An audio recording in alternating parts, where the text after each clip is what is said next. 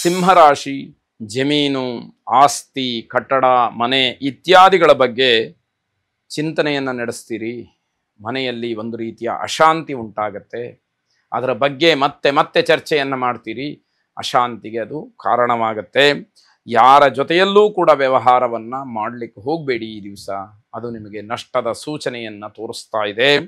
ಮನೆಯ ಹೊರಗಡೆ ವಿನಾಕಾರಣ ಜಗಳ ಆಗಬಹುದು, ಅಥವಾ ಸಣ್ಣ ಪುಟ್ಟ ವಿಷಯ ಅದನ್ನು ಹಾಗೆ ಬಗೆಹರಿಸ್ಕೊಳ್ಳುವಂಥದ್ದು ಕೂಡ ದೊಡ್ಡ ಜಗಳವಾಗಿ ನಿಮಗೆ ಪರಿಸ್ಥಿತಿಯನ್ನು ಬದಲಾಯಿಸ್ಬೋದು, ಪರಿಣಾಮವನ್ನು ವಿಕೋಪಕ್ಕೆ ತೆಗೆದುಕೊಂಡು ಹೋಗಬಹುದು ಅಂತಕ್ಕಂಥದ್ದು.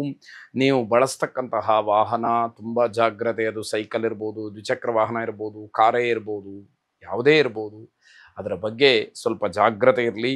ವಾಹನದಿಂದ ನಷ್ಟ ಆಗುತ್ತೆ, ವಾಹನ ದುರಸ್ತಿಗೆ ಬರುತ್ತೆ, ವಾಹನದಿಂದ ಪ್ರಯಾಣ ಮಾಡ್ತಕ್ಕಂಥದ್ದು ಏನೋ ದುಸ್ತರ ಅಂತಕ್ಕಂತಹ ಅನುಭವ ನಿಮಗೆ ಆಗುವಂಥದ್ದಾಗತ್ತೆ. ಹೃದ್ರೋಗಿಗಳು ತುಂಬ ಕಷ್ಟವನ್ನು ಅನುಭವಿಸಬೇಕಾದಂತಹ ದಿವಸ. ಔಷಧೋಪಚಾರಗಳು ಪರಿಣಾಮವನ್ನು ಬೀರುವುದಿಲ್ಲ. ಹಾಗಾಗಿ ಇನ್ನಷ್ಟು ಮತ್ತಷ್ಟು ನರಳಬೇಕಾದಂಥದ್ದು, ಕಷ್ಟಪಡಬೇಕಾದಂತಹ ಪರಿಸ್ಥಿತಿಯನ್ನು ನೋಡಬೇಕಾಗತ್ತೆ. ಉಗ್ರ ನರಸಿಂಹನ ಪ್ರಾರ್ಥನೆಯನ್ನು ಮಾಡಿ. ಶುಭವಾಗಿ. ಕನ್ಯಾ ರಾಶಿ ಸರ್ಕಾರಿ ಉದ್ಯೋಗಿಗಳಿಗೆ ಸಿಹಿ ಸುದ್ದಿ, ಸ್ವಲ್ಪ ಮಟ್ಟಿಗೆ ಸಮಾಧಾನ.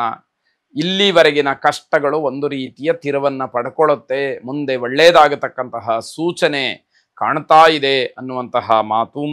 ಕಾರ್ಯಕ್ಷೇತ್ರದಲ್ಲಿ ಹಿಂದೆಂದೂ ಕಾಣದೇ ಇರತಕ್ಕಂತಹ ಬದಲಾವಣೆ ಆಗುತ್ತೆ. ಅದು ಸ್ವಲ್ಪ ಮಟ್ಟಿಗೆ ಸಮಾಧಾನವನ್ನು ಕೊಡ್ತಕ್ಕಂತಹದ್ದು. ಸಹೋದರ ವರ್ಗದ ಹಾರೈಕೆಯಿಂದ ಸರ್ವಾಂಗೀಣವಾದಂತಹ ಅಭಿವೃದ್ಧಿಯನ್ನು ನೋಡ್ತೀರಿ. ಅದು ಮನಸ್ಸಿಗೆ ತುಂಬ ಸಂತೋಷವನ್ನು ಉಂಟು ಮಾಡುತ್ತೆ. ವೈವಾಹಿಕ ಜೀವನ ಸುಖಮಯವಾಗಿ ಇರತಕ್ಕಂತಹದ್ದು, ಸುಖದಾಯಕವಾಗಿರ್ತಕ್ಕಂತಹದ್ದು. ದಂಪತಿಗಳಲ್ಲಿ ಇವತ್ತೊಂದು ದಿನದ ಮಟ್ಟಿಗಾದರೂ ಕೂಡ ಅನ್ಯೋನ್ಯತೆ ಅಂತಕ್ಕಂತಹ ಒಂದು ಯೋಗ ಫಲ ಇದೆ ಅಂತಾದರೆ ಅದಕ್ಕಿಂತ ಸಂತೋಷ ಇನ್ನೇನು ಬೇಕು ಹೇಳಿ. ಅವಿವಾಹಿತರಿಗೆ ಶುಭ ಫಲವನ್ನು ನೋಡೋದಕ್ಕೆ ಅವಕಾಶ ಇದೆ.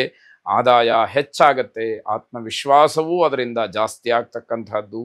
ಸಂತೋಷವನ್ನು ಅನುಭವಿಸ್ತೀರಿ. ಒಟ್ಟಾರೆ ಗ್ರಹಗತಿಯ ದೃಷ್ಟಿಯಿಂದ ನಿಮಗೆ ಈ ದಿವಸ ಒಂದಷ್ಟು ಧನಾತ್ಮಕವಾದಂತಹ ಫಲಿತಾಂಶಗಳಿದೆ. ಅದು ಮನಸ್ಸಿಗೆ ಸಮಾಧಾನವನ್ನು ಕೊಡುತ್ತೆ, ಧೈರ್ಯವನ್ನು ಕೊಡುತ್ತೆ, ಉತ್ಸಾಹವನ್ನು ನೀಡುತ್ತೆ. ಮುಂದೆ ಒಂದು ಒಳ್ಳೆಯ ಕೆಲಸವನ್ನು ಅಥವಾ ಒಳ್ಳೆಯ ನಿರ್ಧಾರವನ್ನು ಮಾಡೋದಕ್ಕೆ ಮನಸ್ಸನ್ನು ಮಾಡಬಹುದು. ನಿಮ್ಮ ಪ್ರಯತ್ನವೂ ಕೂಡ ಪ್ರಾಮಾಣಿಕವಾಗಿದ್ದು ಕುತಂತ್ರವನ್ನು ದೂರ ಮಾಡಿ ಆದಷ್ಟು ನಿಮ್ಮ ಏಳಿಗೆಗೆ, ನಿಮ್ಮ ಬೆಳವಣಿಗೆಗೆ, ನಿಮ್ಮ ಕುಟುಂಬದ ಅಭಿವೃದ್ಧಿಗೆ ಶ್ರಮವನ್ನು ವಹಿಸ್ತಕ್ಕಂತಹ ಮನಸ್ಥಿತಿಗೆ ಬನ್ನಿ. ವಿಶೇಷವಾಗಿ ನಿಮ್ಮ ಕುಲದೇವತಾ ಪ್ರಾರ್ಥನೆಯನ್ನು ಮಾಡಿ. ಶುಭವಾಗಿ. ತುಲಾರಾಶಿ ಏನೋ ಮಾತು ನಡೆಯುತ್ತೆ ಅಂತಕ್ಕಂತಹ ಉತ್ಸಾಹದಲ್ಲಿ ಬೇರೆಯವರ ವಿಚಾರಕ್ಕೆ ತಲೆ ಹಾಕೋದಕ್ಕೆ ಹೋಗಬೇಡಿ, ಅವಮಾನವಾಗುತ್ತೆ. ಬೇರೆಯವರ ವಿಷಯ ಬೇಡವೇ ಬೇಡ ಅನ್ನುವ ಮನಸ್ಥಿತಿಯಲ್ಲಿ ಇದ್ದರೆ ಬಹಳ ಒಳ್ಳೆಯದು. ಹೆಚ್ಚು ಹಣದ ಖರ್ಚಿದೆ, ಆದಾಯವೂ ಇರುತ್ತೆ, ಆದರೆ ಹಣದ ಖರ್ಚು ಹೆಚ್ಚಾಗಿರ್ತಕ್ಕಂಥದ್ದು. ಚಿನ್ನಾಭರಣಗಳ ಖರೀದಿಯನ್ನು ಈ ದಿವಸ ಮಾಡೋದಕ್ಕೂ ಹೋಗಬೇಡಿ. ಅದು ನಿಮಗೆ ಅಷ್ಟು ಮನಸ್ಸಿಗೆ ಸಮಾಧಾನಕರವಾಗಿ ವ್ಯವಹಾರ ನಡೆಯೋದಿಲ್ಲ ಅಂತ ಅರ್ಥ. ಮನೆಯಲ್ಲಿರ್ತಕ್ಕಂತಹ ಆಭರಣಗಳನ್ನು ಜೋಪಾನ ಮಾಡಿ. ನೀವು ಇಲ್ಲಿಯವರೆಗೆ ಏನು ಸಂಪಾದನೆ ಮಾಡಿ ಗಳಿಸಿ ಉಳಿಸಿ ಇಟ್ಟಿದ್ದೀರೋ ಆ ಆಭರಣಗಳನ್ನು ಭದ್ರ ಮಾಡೋದ್ರ ಬಗ್ಗೆ ಮೊದಲು ಯೋಚನೆ ಬರಲಿ. ಅದನ್ನು ಸರಿಯಾಗಿ ರಕ್ಷಣೆ ಮಾಡಿ, ಜೋಪಾನ ಮಾಡಿ. ಹೊಸ ಹೊಸ ಸಂಪರ್ಕಗಳಿಂದ ಮನಸ್ಸಿಗೆ ಒಂದಷ್ಟು ಖುಷಿ ಆಗುತ್ತೆ. ಬೇರೆ ಬೇರೆಯವರು ಪರಿಚಯ ಆಗ್ತಾ ಹೋಗ್ತಾರೆ. ನಿಮ್ಮ ವೃತ್ತಿಗೋ, ನಿಮ್ಮ ಕೆಲಸಕ್ಕೋ, ನಿಮ್ಮ ವೈಯಕ್ತಿಕವಾದಂತಹ ಅಪೇಕ್ಷೆ ಸಮಸ್ಯೆಗಳಿಗೋ ಅಲ್ಲಿ ಒಂದಷ್ಟು ಉತ್ತರ ಸಿಗ್ತಕ್ಕಂಥದ್ದು ಆಗಬಹುದು ಅನ್ನುವಂಥದ್ದು. ಮಕ್ಕಳ ಶಿಕ್ಷಣ, ಅವರ ಭವಿಷ್ಯದ ವಿಚಾರ ಬಹಳ ಉತ್ತಮವಾಗಿ ನಿಮಗೆ ಕಾಣ್ತಾ ಇರುವಂಥದ್ದಾಗತ್ತೆ. ನಿಮ್ಮ ಆಲೋಚನೆಗಳು ಕುಟುಂಬಕ್ಕೆ ಮಾತ್ರ ಸೀಮಿತವಾಗಿರದೆ, ಕೇವಲ ಸ್ವಾರ್ಥಪರರಾಗಿ ಮಾತ್ರ ಕೆಲಸ ಮಾಡದಲೇ ಇಡೀ ಸಮಾಜವನ್ನು ಮನಸ್ಸಿನಲ್ಲಿ ಇಟ್ಟುಕೊಂಡು ನೀವು ಆ ಪರವಾಗಿ ಕೆಲಸವನ್ನು ಮಾಡಿದರೆ ಅದು ಬಹಳ ಉತ್ತಮವಾದಂತಹ ಫಲವನ್ನು ಕೊಡುತ್ತೆ. ಸಮಾಜಮುಖಿಯಾಗಿ ಸಾರ್ವಜನಿಕವಾಗಿ ಕೆಲಸ ಮಾಡ್ತಾ ಇದ್ದೀರಿ ಅಂತ ಹೇಳಿ ಸಮಾಜದಲ್ಲಿ ನಿಮ್ಮ ಬಗ್ಗೆ ಉತ್ತಮ ಅಭಿಪ್ರಾಯಗಳು ಬರುತ್ತೆ ಅಂತಕ್ಕಂಥದ್ದು ಗಮನಿಸಿ. ವೈಯಕ್ತಿಕವಾದಂತಹ ಲಾಭಕ್ಕೆ ನಂಬಿದವರಿಂದ ಮೋಸವಾಗುತ್ತೆ. ಅವರ ಸ್ವಂತಕ್ಕೋಸ್ಕರವಾಗಿ ನಿಮಗೆ ಅವರು ಮೋಸವನ್ನು ಮಾಡ್ತಾರೆ ಅನ್ನುವಂಥದ್ದನ್ನು ಗಮನಿಸ್ಕೊಳ್ಬೇಕಾಗತ್ತೆ. ವೀರಾಂಜನೇಯನನ್ನು ವಿಶೇಷವಾಗಿ ಪ್ರಾರ್ಥನೆ ಮಾಡಿ. ಶುಭವಾಗಿ.